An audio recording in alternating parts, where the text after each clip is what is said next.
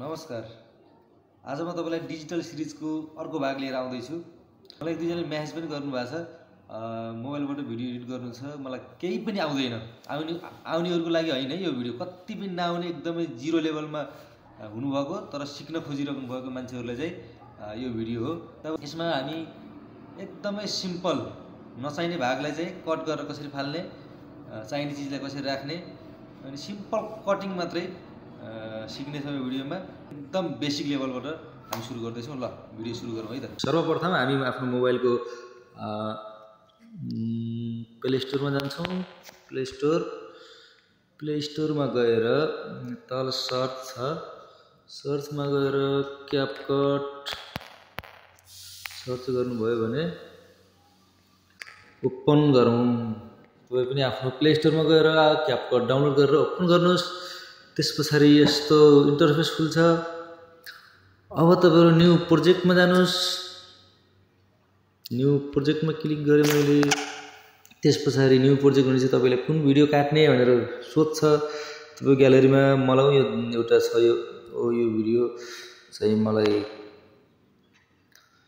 बनाउनु छ भने अब यसलाई यहाँ अरु कुराहरु चाहिँ बाँकी म तपाईहरु अरु भिडियो विषयमा अडियो कसरी राख्ने, टेक्स्ट कसरी राख्ने भन्ने कुरा चाहिँ इफेक्टहरु कसरी लगाउने, ट्रान्जिसन कसरी यहाँ इफेक्ट छ, फिल्टरहरु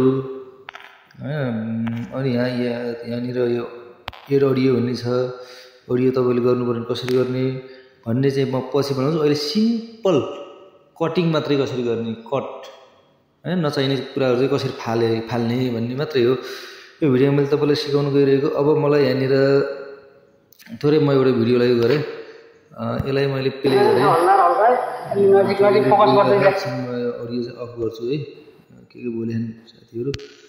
ल म यो भिडियो मलाई कहाँ यहाँ बान्न लागेको छ हैन, अलि ढङ्ग छैन मेरो ध्यान जाट्ने। अनि त्यही भएर चाहिँ अब यो भिडियो यदि मैले बानेर अब मलाई यो गरी चाहिँ फाल्टु लागेछ, अब मलाई यहाँ राखेर अब हान्न लागेको चाहिँ मलाई यहाँदेखि चाहिएछ गरे भने अब यो चाहिँ यता पछाडिको भाग मलाई फाल्नु छ, यहाँदेखि यता राख्नु छ भने अलिकति ब्याक गर्छु, मलाई अझै राख्नु छ यार। ल यहाँबाट अझै ल यहाँबाट राख्नु छ भने यहाँ यतापट्टि हेर्नुहोस्, लेफ्टतिर यहाँ एडिट भन्ने छ, यो एडिटमा क्लिक गर्नुहोस्। फेरि त्यो एडिटमा क्लिक गरिसके पछाडि स्प्लिट भन्ने SPLIT भन्ने एउटा अप्सन छ, यसमा क्लिक गर्नुभयो भने यो स्प्लिट भयो, यो छुट्टियो हैन। यो छुट्टिएपछि यतापट्टि क्लिक गर्नुभयो भने आफ्नो चाहिँ यो जुन क्लिप छ त्यसमा सेलेक्ट हुन्छ। जुन क्लिप फाल्नु छ त्यसलाई सेलेक्ट गर्नुहोस्। मलाई यो पछाडिको फाल्नु छ, यसलाई सेलेक्ट गरेर यहाँ सिम्पली डिलिट भन्ने बटन छ, यसलाई डिलिट गरिदिनुस्। अब त्यो तपाईको सक्यो, त्यो अब तपाईको डिलिट भयो। अब यहाँबाट यसरी मैले दम्मादम हानेको छ हैन। कति सेकेन्ड, 6 सेकेन्ड पुग्यो, 8 सेकेन्ड पुग्यो, सेकेन्ड पनि देखाइरहेको छ, 12 सेकेन्ड। मैले नसकिदासम्म चाहिँ बनाउँछु, पछि चाहिँ मैले टिकटकमा हाल्ने हो। त्यसको लागि हो यो मैले कट गर्न आएको यही बेलामा तपाईलाई पनि जानकारी गराइहालौँ भनेर पछि चाहिँ मैले ल यो हानेको समय मात्रै राख्छु म।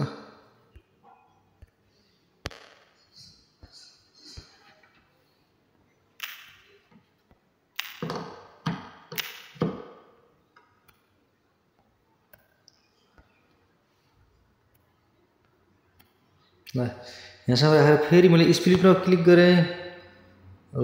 यतापट्टि अब सिलेक्ट गर्छु, डिलिट गरिदिएँ। अब मलाई चाहिँ सक्यो है त। अरु बाँकी अडियो राख्ने अनि यो टेक्स्टहरु क्याप्सनहरु लेख्ने, यसलाई टेक्स्टलाई एनिमेसन गर्ने कुराहरु चाहिँ यो पछिल्लो भिडियोमा आउँछ है त। अब सिम्पल यहाँ गएर मैले यहाँ गएर एक्सपोर्ट गर्ने बेलामा यहाँ कति रेजुलेसनमा राख्ने भन्ने छ। यो 720 मा छ अहिले, यसलाई मैले 1000, यसको बारेमा पनि छुट्टै भिडियो त बन्छ है।